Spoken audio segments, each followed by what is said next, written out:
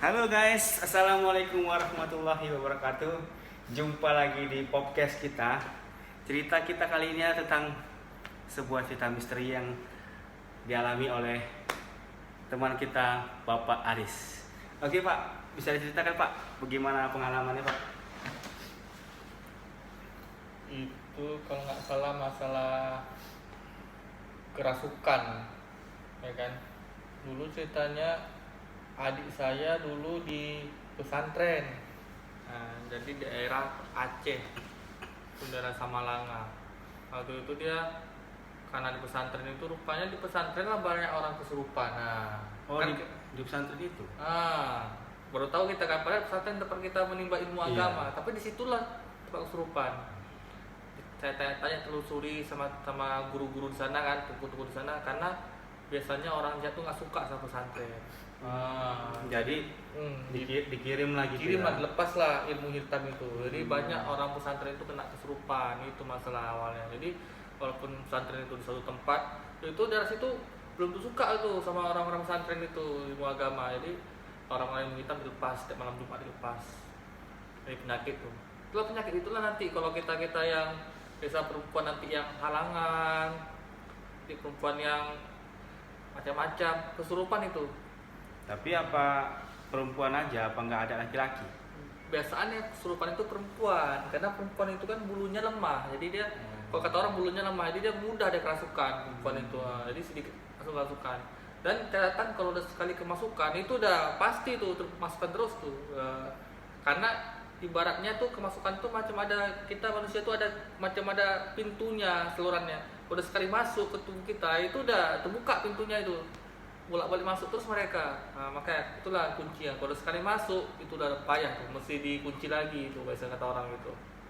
Itulah jadi adik saya itu waktu itu dia kemasukan, bahasa Arabnya masyruq kata gitu kan. Rupanya udah sering-sering kemasukan, disuruh pulang lah sama ustadznya. Pulang dulu katanya. Di rumah sehat. Di rumah sehat. Sampai di rumah sehat. Iya, dia kalau di rumah sehat dia, tapi kalau di sana kerasukan, itulah makanya jinnya tuh jahat.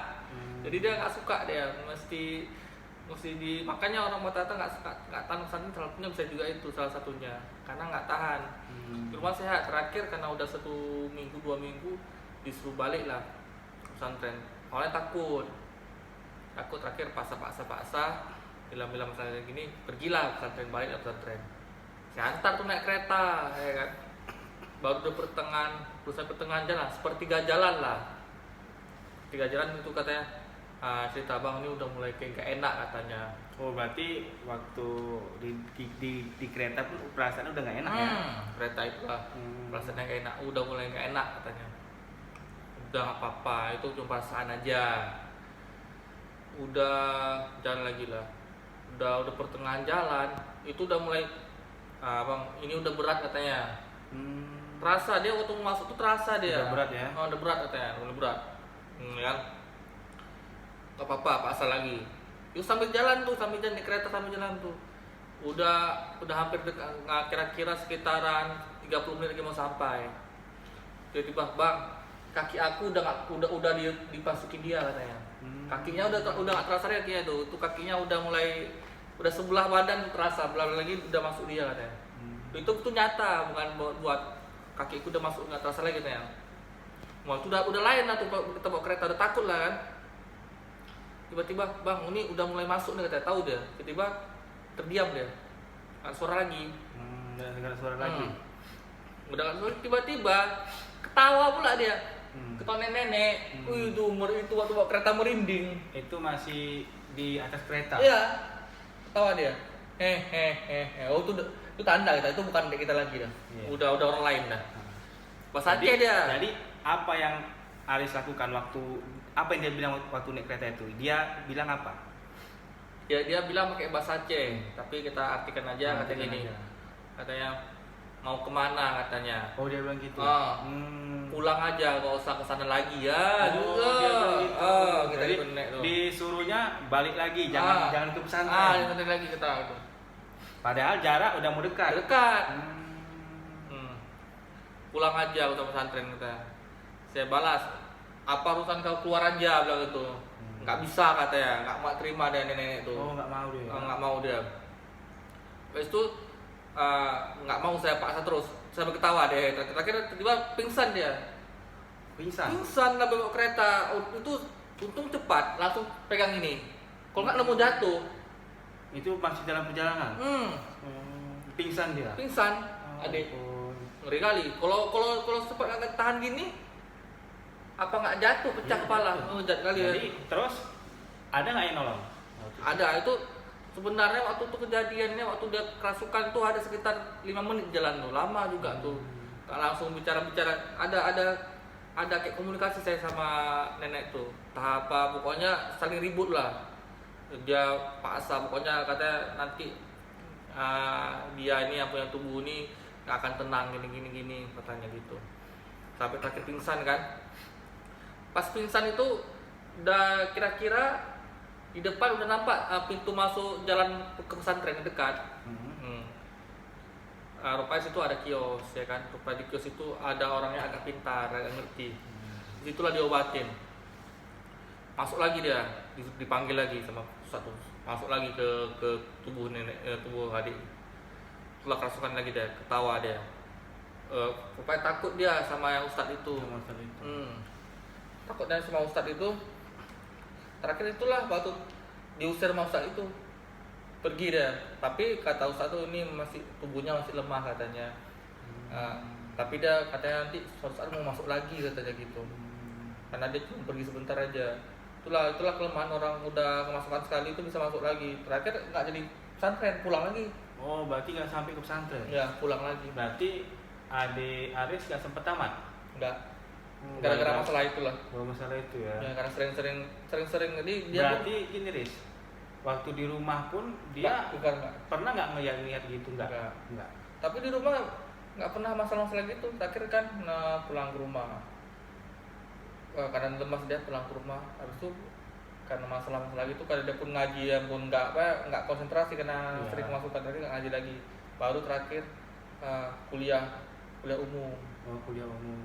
Gara-gara itulah. Sayang ya pesantren sampai tamat ya. Sampai gara-gara itulah itu ada setahun dia di pesantren. Ada setahun.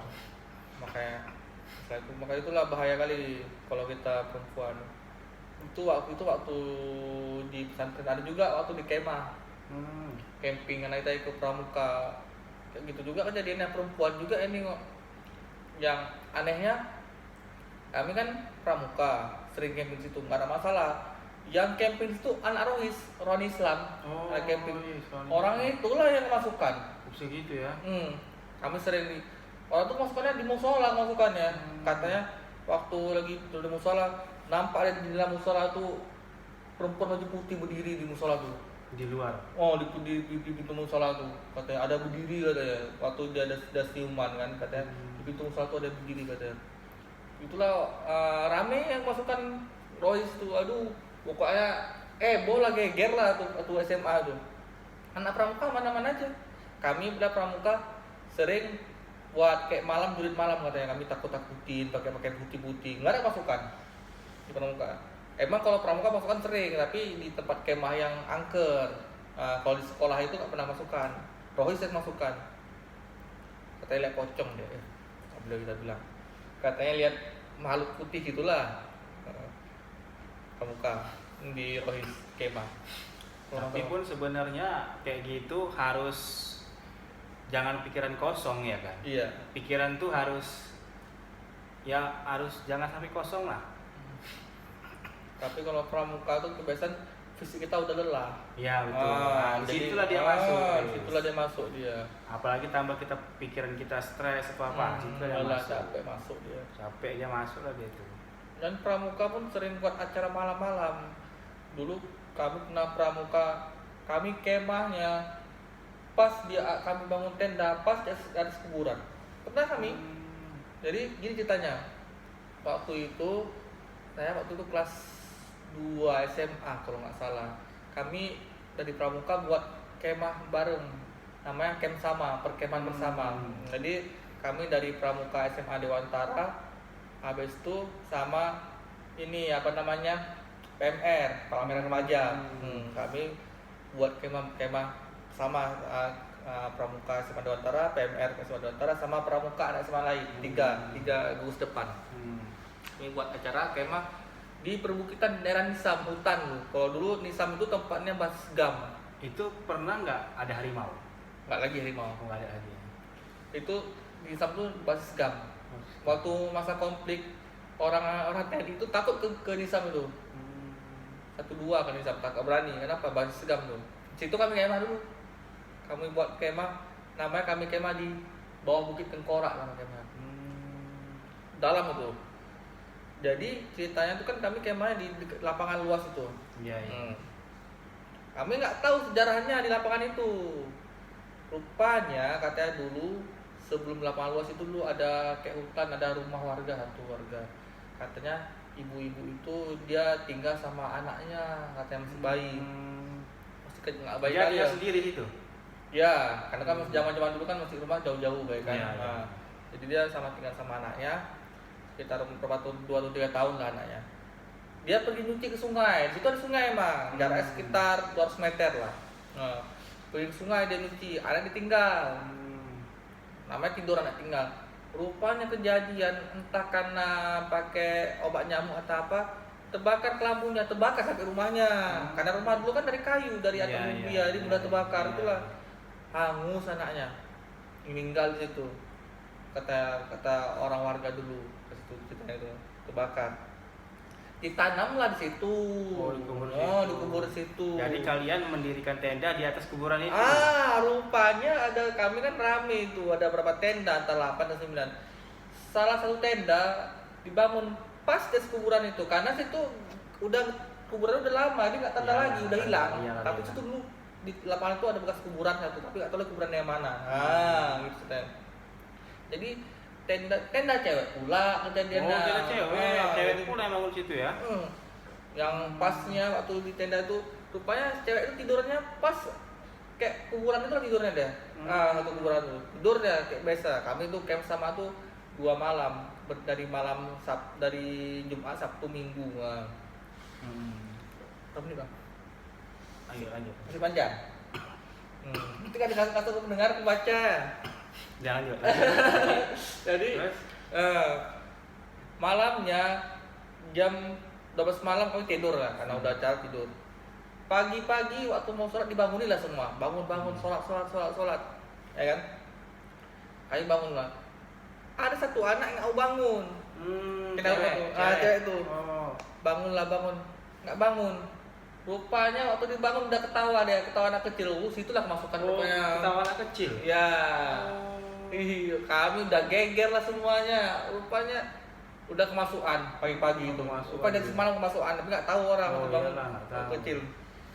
Itulah kenapa diusir, nggak mau pergi juga. Dia maunya diajak main-main. Dia main. Minta digendong. Ceweknya besar abang ada. Tapi digendong sama orang kecil, sanggup orang kecil katanya. Badannya ringan katanya. Waktu digendong. Berarti badannya ikut kayak anak bayi itu. Orang bukan dia lagi. Iya. Jadi gitu kayak nggak masuk akal. Tapi itu lah nyata kami lihat digendong perempuan itu. Kok enak kali gendongnya dia. Dan jalan waktu kami kan pagi-pagi kami olahraga. Kami lihat anak-anak kecil yang masukan itu. Jalan dia digendong. Jalan-jalan ya minta gendong kak katanya jalan. Kami tanya lah, adik siapa? Adik orang sini. Ngomong pakai bahasa Aceh? Enggak, Indonesia. Bahasa Indonesia. Adik siapa? Adik orang sini. Di sini banyak kawan adik katanya. Di sini banyak kawan adik. Kami takut lah jadi anak. Kok banyak kawan adik? Emang di mana aja kawan adik katanya? Di situ di atas bukit itu banyak kawan adik. Kata, waduh, ngeri lah. Ngeri lah, serem kali. Wajib lah kami waktu dulu. Ya rencana berapa hari di situ camping? 3 hari 2 malam. Jadi setelah kerasukan itu pada malam ke? Itu malam pertama. Malam pertama. Jadi kalian nggak lanjutin lagi lah ya? Tetap lanjut.